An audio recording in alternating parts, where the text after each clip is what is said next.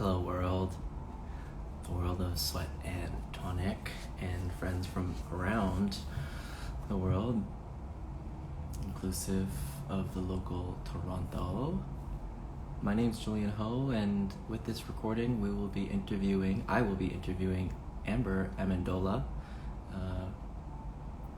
consultant to Field Trip Health, who is our sponsor for this month of mental health prevention programming, part of our group wellness program and our initiatives into the future. So thank you for joining in. We'll take some time to allow everyone to join into the conversation and get settled in. And grab yourself some water. This is a half-hour conversation. This is luckily my third talk with Amber, who is a lovely, lovely human being. So I'll be waiting for the Field Trip Health group to sign on, and we'll get ourselves started. Just a little bit about her for those who are joining in right now. If you are watching the video, you can watch this later on, but let me add Field Trip Health, and we'll go with a little intro. I will read to you guys. Hi, Amber. Hi, how are you? Oh, I'm so good. Wow, it's so nice to see this gorgeous human being in front of me. Always. It's a burst of sunshine. Thank you. Likewise. Yay. Great to see you. I was just saying in the beginning of this talk, before we start actually chatting, I was going to go through a quick introduction of you, and then maybe you can add on to it. I'm going to basically read what's on your website and share the things that you have there, just to give people some context. Sure. And maybe you can update us with currently what's going on, because usually when it comes to websites, I personally have to always update my websites because I'm always going through changes and different certifications, education, so on and so forth. So I see here great institutions, well known around the world: Doctors Without Borders, social medicine pioneer Dr. Paul Farmer, Harvard University, cutting edge institutions like Methodist Hospital in Houston and Memorial Sloan Kettering Cancer Center in New York City, Dartmouth's, is it Giesel or Giesel? Geisel. Geisel. School it's actually, Geisel is Dr. Seuss. So, yeah, so he was a Dartmouth alum, and so they named the medical school after him. Oh, wow. Yeah. That's awesome. Yeah. And then as I scroll through to the last paragraph, it's so well written, so I'll just have to do it some justice by reading it out loud. Having developed a deep appreciation for the interconnectedness of mind, body, and spirit, Amber returned to graduate school to pursue her master's in integral counseling psychology at the California Institute of Integral Studies. She completed her clinical training at an addiction treatment facility in Los Angeles and began her PhD coursework in transpersonal psychology in the spring of 2019. So today, Amber continues on her personal journey for wholeness, and I love this, understanding now that saving the world is an inside job. Yeah. Oh, so good. Could you run through a brief highlight journey of your development into this world, starting with perhaps, Harvard or Doctors Without Borders? Maybe you can start there. Yeah, I'd be happy to. So I started on this path as a young, idealistic person who wanted to save the world, who wanted to make a big difference. And so I ended up studying human rights, looking at major conflicts, trauma, atrocities globally led me toward healthcare. Actually, I went and did an internship with the United Nations at UNAIDS, saw what they were doing in healthcare there, moved then to Doctors Without Borders because I was really interested in seeing what was happening on the ground. And Doctors Without Borders is known for going into conflict zones where there isn't any other support. And in my role there in field human resources, I was working directly with the physicians, the nurses, the psychologists that were going out into these zones.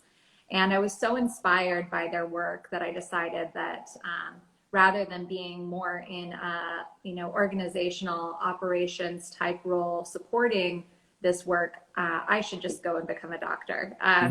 So I actually did a post-bac pre-medical program, and that's where I spent my time at Harvard taking all the prereqs to go back and apply for medical school, and gained incredible experience along the way at Methodist, Memorial Sloan in research, and eventually matriculated to Dartmouth Medical School. And in my first year at Dartmouth, I found myself quite depressed and anxious. And what happened? I was a bit disillusioned by the traditional healthcare system at that point. I think I had begun to catch on to some of the challenges that we were facing in terms of insurance company payments, hospital administrations, just the major administrative burden that had been placed on physicians, and how that was impacting their ability to provide really, personalized care, in the sense that they didn't have more than 5 minutes per patient in some cases. Wow, that's crazy. Yeah. How do you even treat anyone with 5 minutes? I thought so too. Yeah, I was beginning to see it become far more methodical and far less personal. And I was initially drawn to medicine because of the relationship dynamic. I was really, really fascinated by understanding people holistically, and not just what symptoms they were showing, but what communities they were coming from, what was going on in their family system, and how all of that contributed to physical health. And unfortunately, there didn't seem to be that connect in traditional healthcare. It's getting better and better. In fact, functional medicine is growing in popularity. That's a much more holistic approach. And I think that over time, we're beginning to adopt more alternative solutions for healing. Insurance coverage of acupuncture, for example, is a great example of how that's coming into more mainstream practice. Moving the needle, yeah. Yes, moving the needle. But I myself began to feel quite depressed and anxious, partly because of that disillusionment, but also because of just the taxing, if not traumatizing, process of medical education. I've noticed my own self-care beginning to be jeopardized. And so I had to make a choice toward the end of my first year if I wanted to continue to push through. And I had been prescribed at that point, for the first time in my life, Lexapro, so an anti-anxiety, antidepressant medication, which I will say I'm very grateful for that experience. I had no history of feeling depressed, feeling anxious. And so I got to go through the process of what that real rigid thought pattern felt like, where I felt like I'd fallen in a hole and I couldn't get out. And so I will say that I did feel it lifted me up enough to look around and notice that maybe it was the environment that wasn't suiting me, and perhaps I should choose a path where I was able to really care for myself at the same time. And after taking a leave of absence, I was off medication within a month.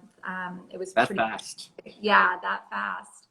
And so I realized then that there were other means of not just healing myself, but also affecting change in the healthcare space. And I knew I wanted to be a practitioner, but I got sort of swept up in the exciting world of startups for a couple of years, supporting healthcare tech, supporting some wellness concepts and meditation and training, and looking at alternative means of bringing healing to the public. But long term, I really was passionate about working with people one-on-one. And so I decided to go back to get my master's in psychology from CIIS. And I chose CIIS because of all of the programs that I had seen. They were by far the most progressive in terms of integrating Eastern philosophy with Western psychology. And Cool. I was excited about every single course they offered, and I just couldn't say the same about some of the other programs that I had come across. and I was ready to be really inspired, and that's what I got. And so I launched at CIS into my own, even deeper into my own personal journey of healing. I had worked a little bit with psychedelics prior to starting my master's, but I really began to look at them therapeutically then, as well as exploring plant medicines in more ceremonial contexts. And then I was also exposed to transformational breath work, or as other people might have been exposed to it, it's sort of a form of holotropic breathing. Yeah.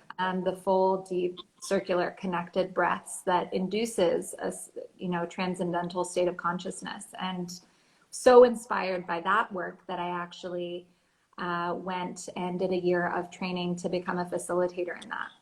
And so that sort of set me on this path to looking at how we may be able to access the subconscious mind in different ways and support people in reconnecting to themselves. And so that's sort of where I ended up investing my energy and developed a sort of niche private practice, supporting people in that way. And then I connected with Field Trip last year. Yeah. And was so excited to hear what they were doing to bring psychedelic psychotherapy to the mainstream.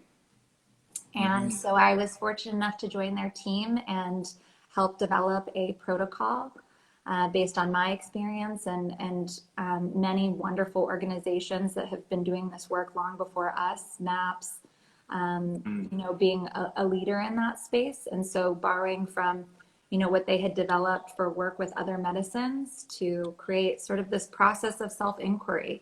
My goal being that this could be something that was somewhat medicine agnostic, meaning that eventually as other drugs become available, psilocybin or MDMA, for example, you could use this framework to support people with those medicines as well, and breath work included. We did something in the spring when the in-person work wasn't as available to support people at home. I think that the transformational catalyst isn't as important as someone's active participation in the process.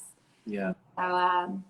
So yeah, I know that's a lot. I'll pause there. But, No, it's so awesome to hear, because I love to ask exceptional human beings the why, and when I listen to your story, the why is a professional and a personal combination. The why, the spark of why you're doing what you're doing today, is because there was a professional disturbance or blockage or just issue, whether it be through regulatory issues, standardization protocols, things that you don't have control over, systemic issues. Then going into the personal level, there was a personal development story where you're able to now speak from experience. You can speak about what it feels like to be clinically depressed and have all these sensations of anxiety, stress, overwhelm, whatnot. And to come out of that is such a wonderful story.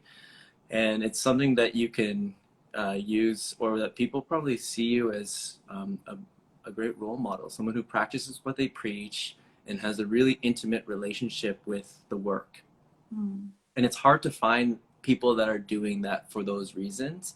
And so I applaud you for the massive journey that you've gone through. And I hope it finds a level of inspiration that people don't take lightly. It's really, really important work. So yeah, thank you for sharing that, Amber. Thank you. For our conversation and the rest, I have about 5 questions that we can kind of go through. You did give us a history about yourself, but wondering if you could touch a little bit more on the psychedelics in the use in clinical settings, and how it's shifted maybe from, I don't know, maybe 50 years ago to 40, 30, 20, 10. Can you share again a brief history lesson about the use of psychedelics in a clinical setting? Yeah, I'd be happy to share a bit about what I know, and there's so much to touch on, but I'll do my best to give a brief overview. Yeah. So psychedelics have been used clinically as we are now, being reintroduced in this more recent renaissance in the last, 5 to 10 years. Psychedelics in various forms have been used for thousands of years, but I'll start back around 1943 when Albert Hofmann accidentally discovered or rediscovered, he had actually found the compound years before, but ingested LSD in 1943. And he was a chemist for Sandoz's laboratory in Switzerland. And so it was his discovery of this and the strange properties that he then experienced that sort of launched this into clinical use as we know it today. Several months later, his lab assistant tried it as well. And then within 3 years, Sandoz was marketing this as a psychomimetic. So LSD is a psychomimetic, meaning that they believe that psychiatrists and other physicians may be able to use this drug to better understand the psychotic experience. And so what was going on with schizophrenics or other, mental health disturbances that, wasn't well understood. They believed it induced a brief psychosis-like state. So in 1957, LSD was going out to psychiatrists all over the world, and they were beginning to use it in their practice and really experiment and learn. And in this time, tons of studies were beginning to pop up. There were certain pioneers that got involved with the work, Stanislav Grof being, a major pioneer in this psychedelic work. I believe had his first experience with LSD in 1960, was supporting research over in Czechoslovakia before coming over to the United States to support work in Baltimore. And they were learning more and more that actually LSD and the psychedelic experience was not so much a psychomimetic inducing psychosis, but rather an amplification of what was going on in one's internal state. Because they were noticing that despite controlling for all these variables, they couldn't seem to replicate the experience from person to person. And so they realized that this was highly subjective based on, who they were working with, and therefore more so an amplification than a psychosis. And so that became incredibly interesting. And just as we were launching into learning even more, the government came in and actually banned use of LSD in the early 70s and all psychedelics. At this point, Sandoz had also come out with a psilocybin synthetic that they were using as well. But all of these drugs, unfortunately, got banned for use clinically as well as in research. And that was more a response to sort of the revolution, the 60s with Tim Leary and some of those characters, bringing it more into the public. And that was, I would say, more of a political move based on some of the other things that were going on at the time, the Vietnam War, the anti-war protests. And so, unfortunately... Don't do drugs. Is that the campaign? Yeah. Yeah. Yeah, unfortunately, psychedelics got wrapped up in the politics and were no longer available to be used clinically. And so, unfortunately, until about, maybe 20 years ago, 10 to 20 years ago, they, I think they sort of began to come back when Rick Strassman applied to use to do a study on DMT, and he's down at the University of New Mexico. And so he started working with some of these psychedelic molecules as well. And so DMT is a classic psychedelic similar to psilocybin and LSD. And that sort of opened the door a little bit. And then Roland Griffiths at Johns Hopkins began to do some work with psilocybin. inspired by his own experience with meditation and altered state of consciousness. And they started having some great success in working with people around mystical experiences, working with people for end of life or cancer, working with people for smoking cessation. They were beginning to see that actually this may have far more clinical benefits than we initially believed, or hadn't been able to fully prove based on some of the imprecise research methods that were done in the 60s. And so they set out to sort of begin to replicate this with a higher level of standards, and had incredible results. And so very grateful to those pioneers for getting this back, under it, back in the lab, back into research.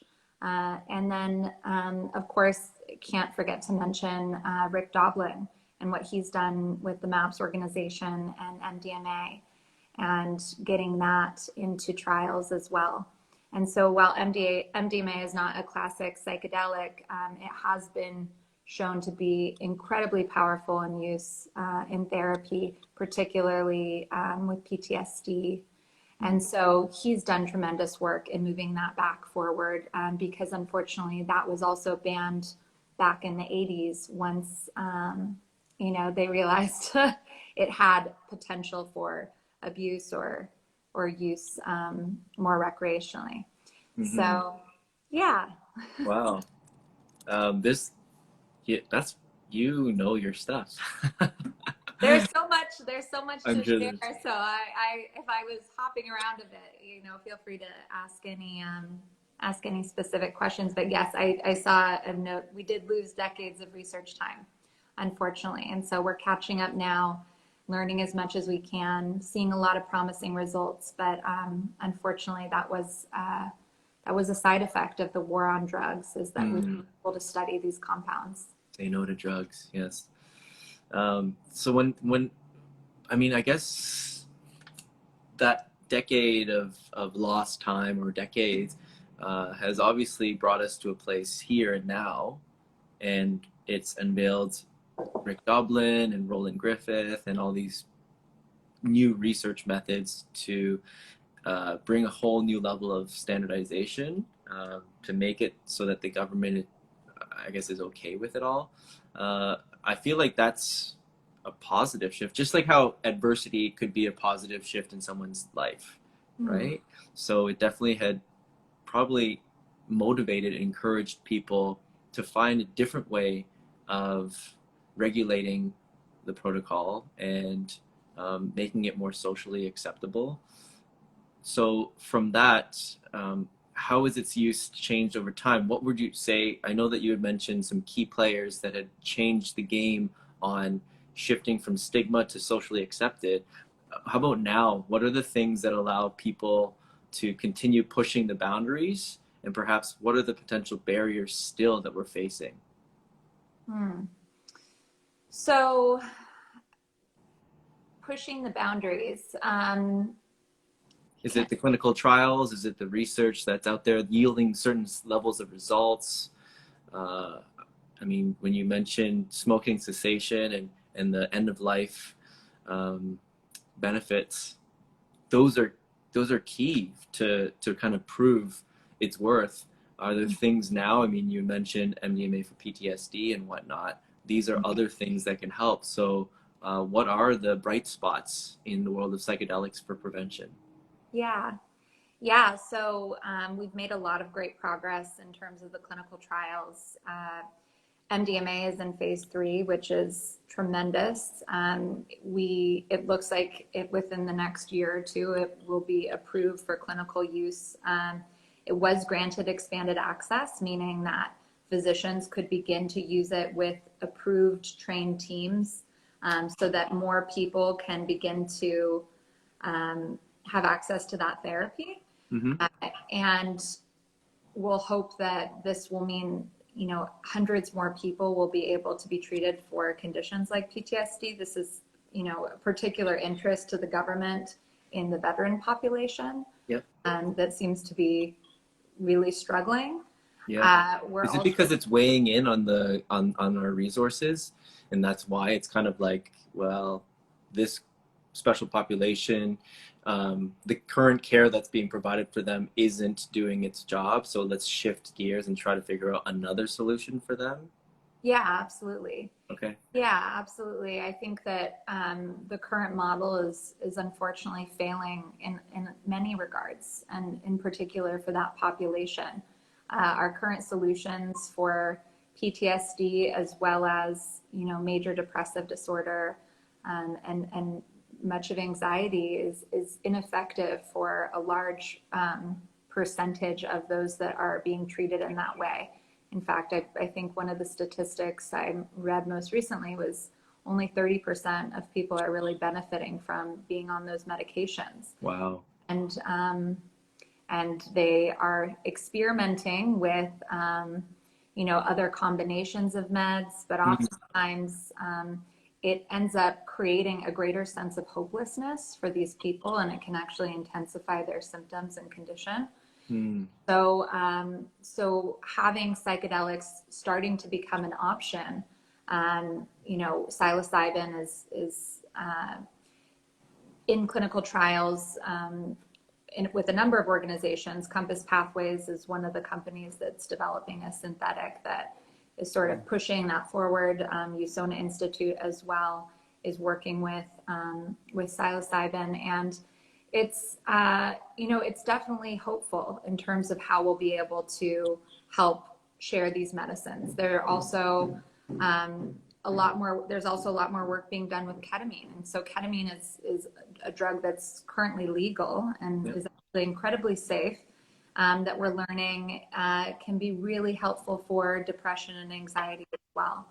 And so beginning to open up the possibility and treatment options for people that are otherwise, not being resourced by the current options available. Can we talk about perhaps the practical use? So how does it work in conjunction with, let's say, so psychedelics work in conjunction with other modalities. So you say breath work. Do you use them separately, together, in sequence? Is there a way that you do it artfully and, Yeah, so it's such a great question. So there are many modalities that are complementary to psychedelic psychotherapy work. So the way that I like to, think about it is you're creating a container for this experience, and there's so much work you can do on the front end to prepare yourself, as well as the back end to integrate the experience. So, first of all, meditation practice, learning how to sit with and observe your experience that's coming through. Just the practice of observing, allowing, accepting, not needing to change is incredibly helpful for someone that's preparing for a psychedelic journey, because so much of what's going to come up in the deeper experience working with medicine will follow a similar set of principles. Breath work can be really helpful in beginning to dig a little bit deeper into the tension that you're holding in the body. So it can be incredibly cathartic and beginning to clear some of that energy. It can be done ahead of a psychedelic experience as well as following. And, movement is also really helpful, beginning to get in the body, as I'm sure you know. Getting in the body and beginning to create that mind-body connection is super important, just in terms of having awareness. I'll speak from my own experience. Before I really got focused on my own healing journey, I was quite disconnected from what was going on in my body, to the degree that I actually didn't even know that I had celiac until about 5 years ago. I just thought that I had major digestive issues because I was that cut off from what was going on in my own system. And so developing awareness of physical sensation, developing awareness of emotions, beginning to observe, note, honor, accept, all great practices that can be done both before and after to help integrate and bring those insights through into your day-to-day experience. Yeah, I think it's the what is it? Set and setting is like a very Yeah, yeah, Standardized set and setting. principles. Set Yeah. and setting so important, and set meaning mindset. And so anything that supports you in developing a healthy mindset, for reflection, observation, integration is fantastic and very complementary to this work. And there are a number of ways that that can be done through meditation, through breath work, also things like journaling, Hmm. incredibly helpful, spending time in nature. These things sound pretty basic, and yet when implemented with some structure and routine can actually be quite profound and supportive.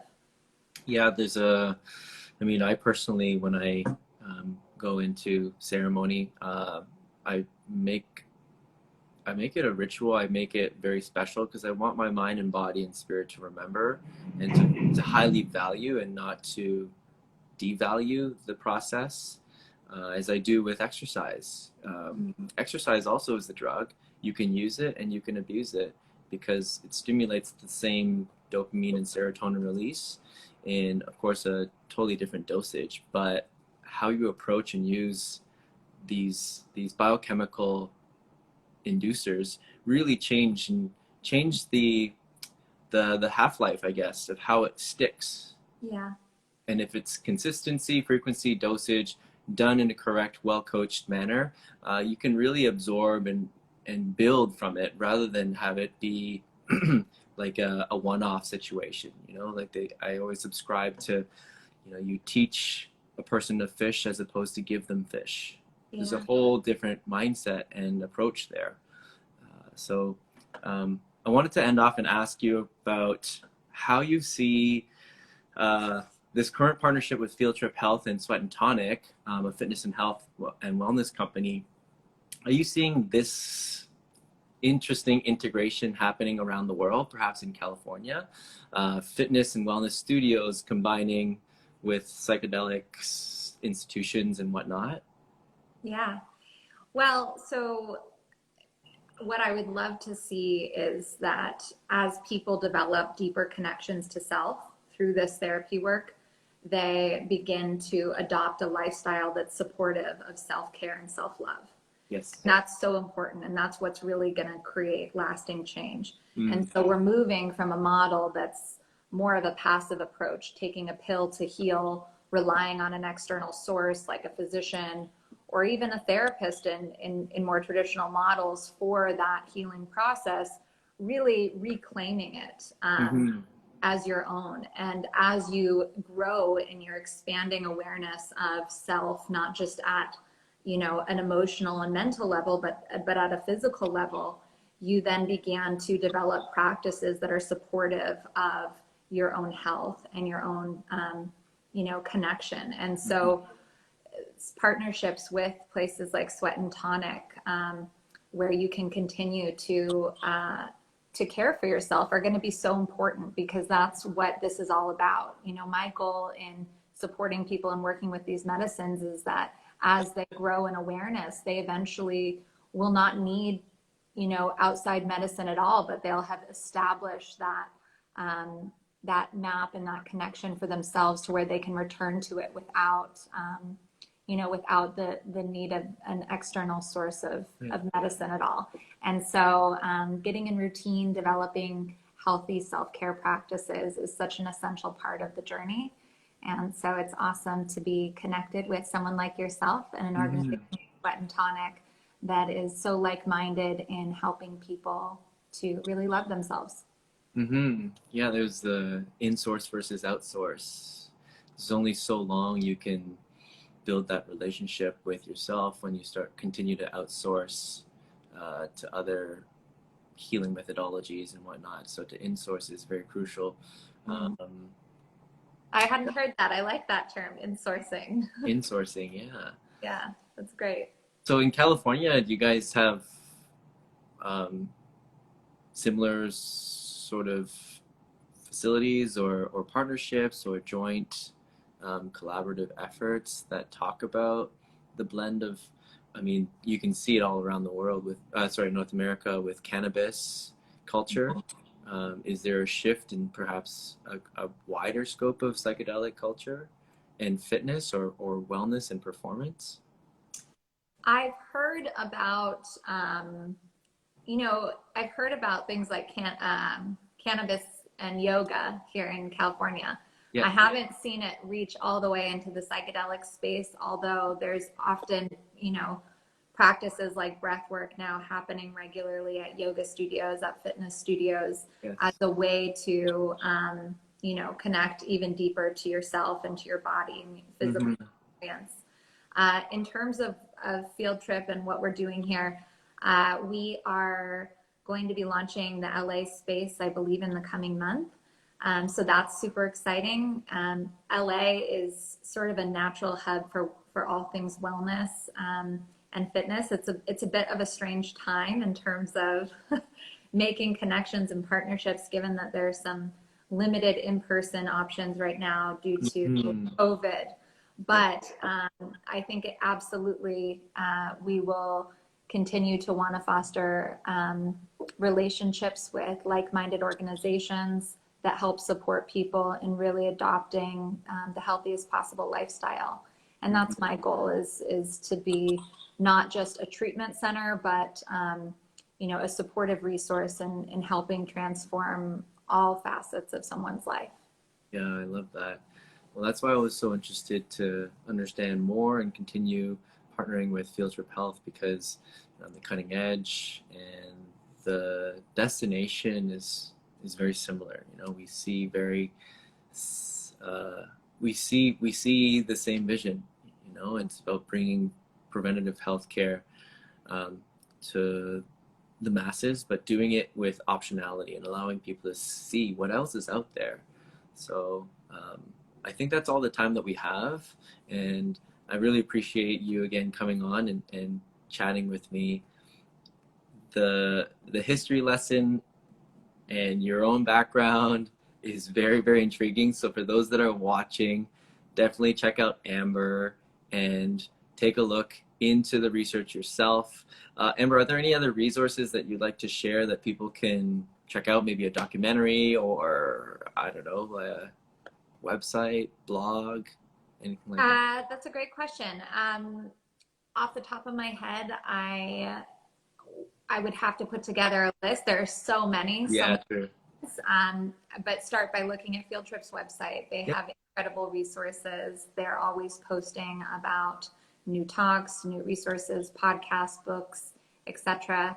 There are a number of documentaries on this. I know, Heal is one that comes to mind off the top of my head. Dosed as well. So yeah, I'm sure we could get a list out for anyone that's interested in doing some follow-up. But thanks so much for having me. I really appreciate the opportunity to chat about this. And there's so much to share. I'm sorry we didn't get into all of it. I'm seeing a comment about the risks and protocols of using psychedelics.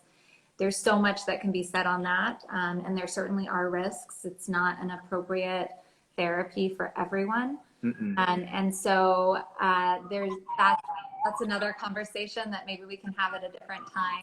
Totally. But in the meantime, please get curious. I encourage everyone to explore this space and learn as much as they can. There's incredible resources online, and another website that's really good is The Third Wave. It talks a lot about risk, protocols, programs for a variety of psychedelics, and I would highly recommend them as a resource too. Cool. Let's do like a peace signs for the thumbnail. You gotta go up. Yay. Cool. Thank you everyone for tuning in. Thank you to Field Trip Health, and hearts and applause for Amber. Thank you. Bye everyone. Have a great afternoon. Take care, Julian. Bye. Bye-bye.